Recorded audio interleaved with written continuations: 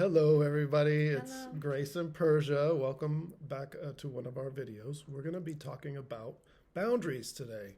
It's a tricky subject, and it's probably could be a 2 or 3 hour video, but we're going to try to keep it to 10 minutes, just to make it really simple and to break it down so that it's easy to understand. Persia, what do you have to say about So, boundaries? Grace and I went through uh, really rigorous training, and there are stages and steps, and you got to make mistakes and learn wisdom as you go. But um, our teachers, um, who are enlightened, gave us really rigorous teachings about understanding when you're in relationship with another person, whether or not the other person is receptive. Um, I was thinking about a quote from one of these enlightened beings recently, and he was saying to his students, if a relationship is joyful and truly happy, that's the key word, truly happy, and everyone's treating each other without harm, then stay. That's a good relationship. And if it is harmful, then leave. Um, and there was no denial that relationships can be harmful and it's not spiritual to stay in them. And we're going to talk about what actually happens if you do stay in harmful situations. So, what is a truly joyful and happy, beneficial relationship? What is a harmful relationship? And then when you're dialoguing with another person, trying to figure out if you should stay or leave, that key about whether or not the other person is receptive and accountable and actually proves it by changing, um, is key. And there's not a lot of chances that you should give a person, maybe two, before you see they truly aren't receptive, even if they want to be, and you should leave. But there is a step before that, and maybe we'll do another video on it, which is you have to become very self honest and very aware of your role and your part in it. And I like to quote Don Miguel Ruiz, who says, we choose people to harm us because of what we have going on. So we have to look clearly at ourselves first and see our part in things and to be willing to change, because we can't understand receptivity until we've become receptive to change with the divine. So once we've initiated that process of change in ourselves and becoming receptive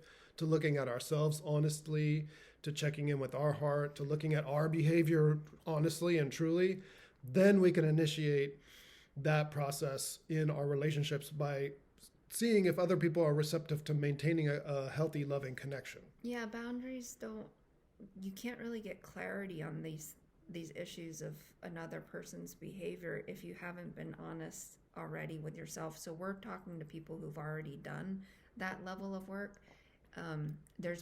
There's earlier discussions to have if you haven't done that level of work on yourself, where you know that you are coming from a non-harmful and kind and loving space, in your own behavior and in all your intentions and how you show up with other people.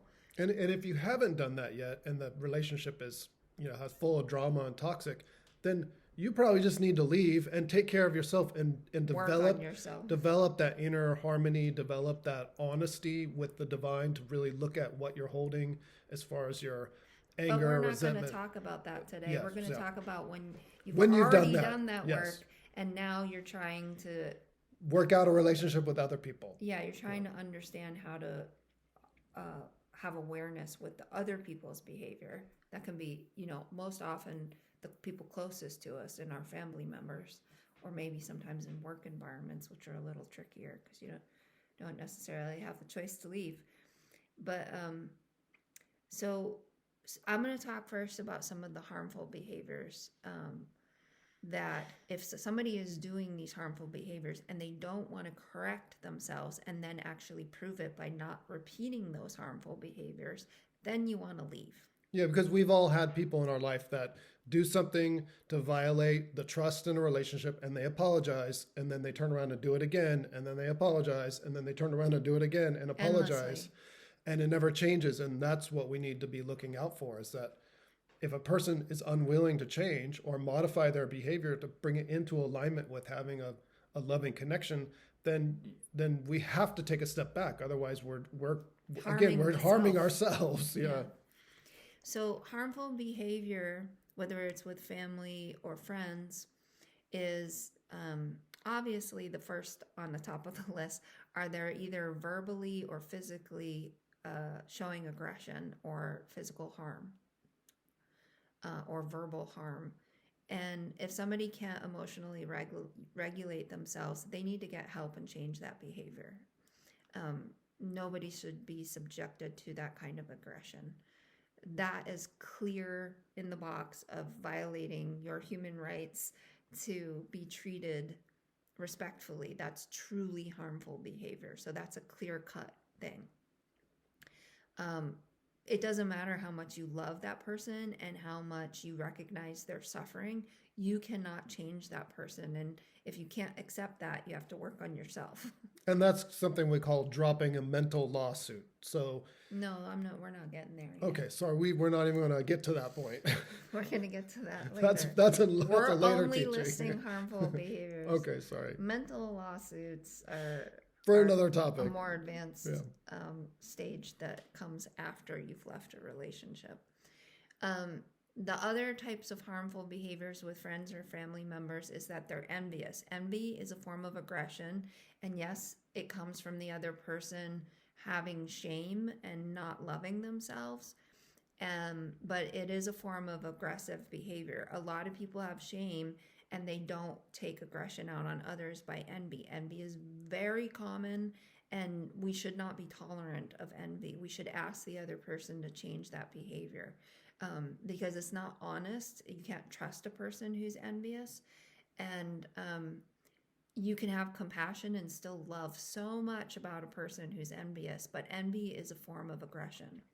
Yeah, we want people in our life that celebrate our achievements, so celebrate our the things that are going well for us, and that's a good connection as someone who can celebrate you. And envy doesn't mean the same as like somebody maybe feels sad because they see the good in your life and they start to like feel bad about themselves. Envy that I'm talking about when it becomes aggressive is they're angry and at you or lash out at you because they have a giant mental stink bomb inside of them because they can't handle that your life is good. That's an act of aggression. That is not a loyal friend. And it can be really hard because it's so easy to love people who do that because it's a super widespread form of aggression. Another type of betrayal is being duplicitous. That is a form of dishonesty that's also aggressive because it's a mental aggression because you're speaking poorly about your friend. You know, your friend is speaking poorly about you behind your back and then acting towards you another way. That is not a form of honesty. That's a form of aggression. It's a harmful behavior, and it's not something that should ever be hidden or snuck under the surface and tolerated. It should be discussed, and if they take ownership of it and then they change that behavior and they really reflect on themselves, that would be a receptive person. But if they don't, and they don't apologize and they don't change the behavior, that is a form of aggression. That means that person's not receptive to non-harmful action. Another form of harmfulness is when people lie to us. People lie to us because they're not able to face themselves. And so they might just vibrationally not be on the same level of self-awareness and self-healing. It's so easy to love people who lie to us. We can see their beauty and their innocence and good things in them. You should confront it still. You should let that person know without judgment. I need friendships that are honest. I need friendships that have transparency. And we always want to be open and give people a chance to change, from a sincere place. People who have made a mistake and lied, who are receptive to looking at themselves, will immediately take responsibility and say, yeah, that wasn't loving. I can see how that hurt you. I don't want to be dishonest in our friendship. The worst form of lying is gaslighting. And gaslighting, they will never admit to you when you call them out, that you're saying things that aren't true. Gaslighting's intention is that they're so psychologically dysregulated emotionally that they want to lie to you, and they will not take responsibility for it, and they will try to make you think that you are unworthy or did something very weak when you did not, and you know that you did not, and they know it too, and they're not just lying because they're telling a small little lie or a moderate lie. They're lying because they want to hurt you, and that's a form of violence and aggression as well. And more difficult to come back from, because it's really, they're telling you, I'm not receptive to change. In fact, I'm going to attack you for even bringing up that change needs to happen. Yeah, sometimes a friend will lie, and it's not gaslighting. They're lying because they have shame and they're trying to cover something up, and they might admit it later. Yeah. That means that there's more potential, that person might be willing to look at and say, I'm doing this because I have shame and I'd like to heal myself so that I can have a healthier friendship, and so that I can be a trustworthy friend to you because I value wanting to have a very beautiful level of friendship in my life. A good friend, a good healthy relationship, the persons, both people have to be able to take responsibility for themselves when there's mistakes that are made. And it's a two-way street. Both parties have to be able to be responsible for their mistakes and take accountability and want to change to improve the connection. We all make mistakes, but the idea here is that we're willing to improve, to have a better and stronger connection by working through these things. And that's receptivity. Yeah. If someone doesn't want to improve, doesn't want to make the connection better, then that's not receptive, and you have to walk away from it. Yeah, when both of us were young, we thought as long as we just showed up and kept trying to convince the person to be receptive, that was somehow healthy. Receptivity doesn't take months and months and months of work. It takes maybe 2 conversations. Yeah, if you've asked them twice to change a behavior because you love them and you want a better quality of relationship and you want a true friend, and they're not even admitting and taking accountability and not trying to change and saying, I need to work on myself, then you're starting to get entangled with the other person's karma, and you can get the hit for it if you don't set a healthy boundary. And that's why Don Miguel says we choose people to harm us, is because we're choosing something where it's going to come back on us and cause us harm. And that is a lesson that then we have to go and spend time working on in ourselves. Mm-hmm. So let's talk about what a true friend is. A true friend, it's a beautiful thing. It's very rare. He's a true friend. It is actually a very rare thing to find in another human being, because what you're looking for is someone who takes responsibility, is always authentic, always kind, always compassionate, always understanding, willing to show up for you when you're having a hard time. Loyal no matter what. Yeah, loyalty, but not loyalty to the issues in a person, but loyal to the fact that they are able and capable of working through those issues with God's support, with your support, and that they are committed to transformation. And that is a very rare state. And loyalty doesn't mean that they're willing to sit around while you do damaging things. Loyalty could mean they set a healthy boundary and walked away from your damaging behavior. To allow you to correct yourself. Or vice versa, but they never judge you or stop loving you. Yeah. Loyal means they see your suffering. I have people in my life that I don't communicate with because they had that list of harmful behaviors, and I never stopped loving them, and I don't judge them, and I know that they did them because they're suffering. I don't take it personally. I don't resent them. I'm loyal to them. I'm being a loyal friend, and I love them more than they might love themselves, because of my surrender to the divine inside myself, helping me heal to that level. But I don't have any bad feelings. There's so many beautiful things about them that I love, but that is my loyalty to them. But when you walk away, you can create relationships where there's a positive feedback, because you're actually having a calm confidence, not resentment, not outrage. Maybe you might have to work through some grief, but the more you trust what you truly know to be loving and of quality and respect and a friendship, the more it can come into your life, because you won't compromise. And there are plenty of people in our life that we have had to, step away from. We love them. They weren't at the time capable of making a sincere apology and changing their behavior, and that's fine. When they've come to that point and they come back into our life with a sincere apology where they've actually looked at their behavior and are changing, complete acceptance. They're not shunned from our life. What we're just saying is that we'll take a step back until they've done that personal work, however long it takes them, to then reestablish an authentic connection that has the positive, loving qualities that every relationship needs to have to be a true friendship. Some friendships, like with a true friend, they have a mutual ability to be with each other through each other's individual growth, and they want the best for you. They always want the divine truth for you.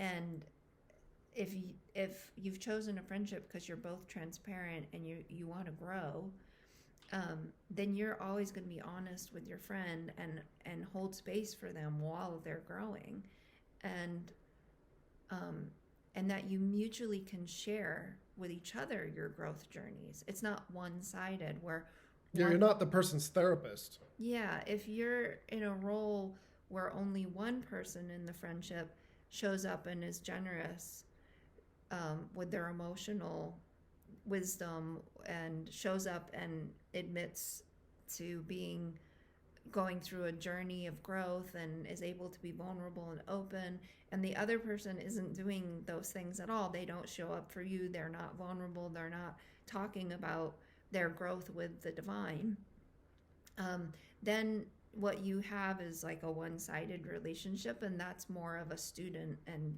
teacher relationship, and less so a friendship.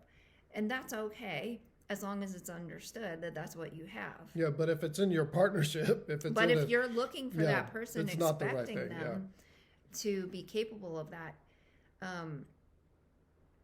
as long as they don't have those harmful qualities that we talked about, and they're truly respectful, and they truly are listening, you can have a student and teacher relationship with somebody.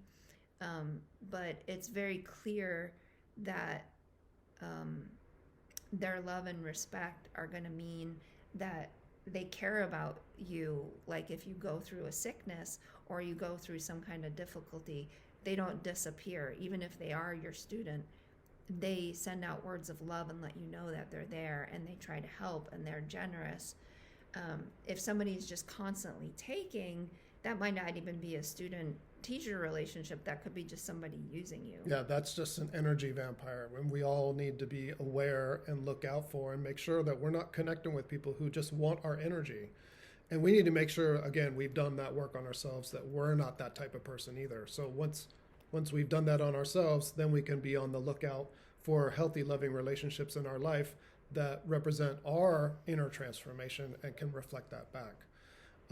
I think that this is this is now going to be. What was that other topic you were going off the mental lawsuit?